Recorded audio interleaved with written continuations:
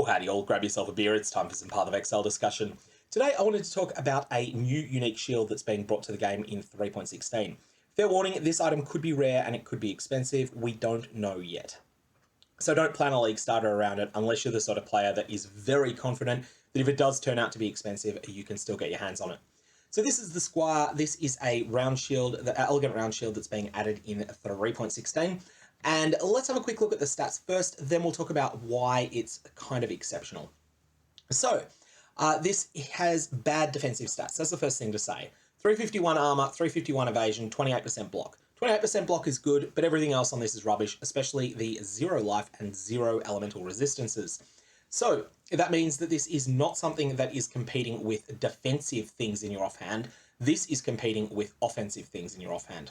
And ultimately, in my opinion, the Squire, fundamentally, the Squire and a one-handed weapon compete with using a two-handed weapon more than they compete with using two one-handed weapons.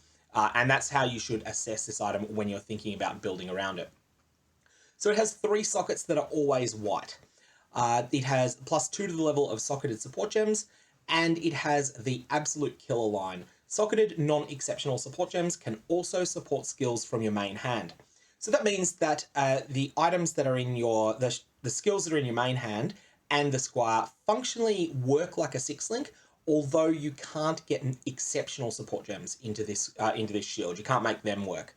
What are exceptional support gems? It's a new tag that's being applied to enhance, enlighten, and empower to start with. Maybe more in the future, but for the moment, I believe it to be only those 3. So, what is it that makes this so good? In my opinion, there's 2 real things that stand out about this. Firstly, there's a number of mods that are available on one-handed weapons that affect socketed gems that are much more powerful than any comparable mods would be on two-handers. And I want to call to your attention a couple of shaper mods. Firstly, we have socketed skills deal 40% more attack damage. Secondly, socketed skills deal 40% more spell damage. These mods were originally introduced in the Delve expansion, and originally you got them via other ways. You got them by rolling weapons with etheric or serrated fossils in the past. But now they've been changed and they're part of the influence mod pool.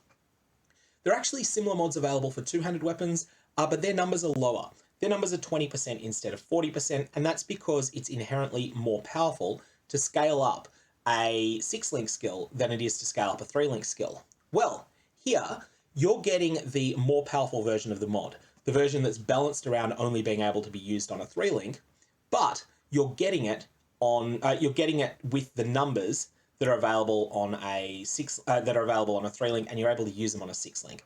That is really, really strong. So what you want to do if you want to build around this, I would suggest the first way I would think of doing this would be to get a shaper wand that has that has 40% more attack damage rolled on it. Then you would want to get a hunter wand. The reason you want a hunter wand is that in the hunter mod pool, there is also the adds 1 to 5 to 6 lightning damage to attacks with this weapon per 10 intelligence mod. This is for wands anyway. You could then merge those 2 with an awakener's orb, and you would end up with a shaper and hunter wand that would have both mods. 40% more attack damage for socketed gems, and 1 to 6 lightning damage for attacks with this weapon per 10 intelligence. This is a pretty big deal, especially if you can get a decent third prefix with them. Getting a decent third prefix is going to come down to a fair amount of luck, but it can be done. And depending on your budget, you can certainly start using a 40% more attack damage and lightning damage to attacks set up until you're able to get your hands on one that's got that plus a better prefix. Once you've got the 3 prefixes set, then you can use all sorts of harvest shenanigans to improve the item further, and you can wind up with something really, really spectacular. I think there will be some truly amazing ones that enter the game that using that setup, and they will be used for stat stacking builds, and they'll probably obsolete the existing setup, which tends to be to try and get the lightning damage per 10 intelligence alongside some high tier of flat lightning damage. I think you can do better than that now due to the new item, the Squire.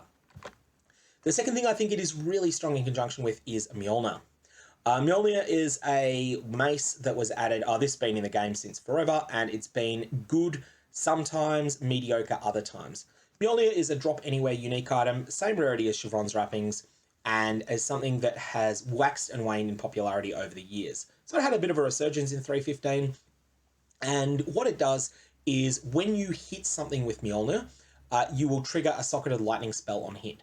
This can happen at most once per 150 milliseconds, and the socketed spells have no cost if they are triggered. This is really, really, really strong, and is something that has been one of the better triggered skill gem setups in recent times. Additionally, skills chain an additional time, and that is really strong.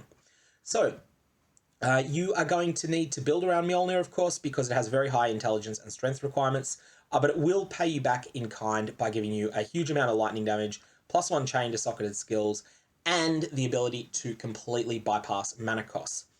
You would normally use Mjolnir in conjunction with Cyclone, and I think that that is the way you would do this here as well. Mjolnir in your main hand, the Squire in your offhand, and you would Cyclone. You'd have a 6-link Cyclone potentially in your chest piece, or maybe Cast on Critical Strike setup, that is. So you'd have Cyclone linked to Cast on Critical Strike, linked to more spells. And then with your Mjolnir, you'd have a 3-link in it, and then that would get 3 additional links from the Squire, which would then turbocharge the sorts of damage that you can do there.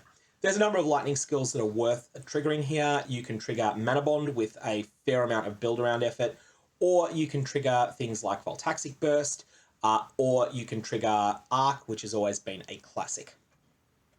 Or Shock Nova, for that matter. Shock Nova is good as well. So there's lots of ways to build around this item, and I'm quite excited by it. But I do want to reiterate that this might be an expensive item. It's a new unique, and new uniques can often be expensive the first league they're out, especially if their drop location is, well, if their drop rarity is really high.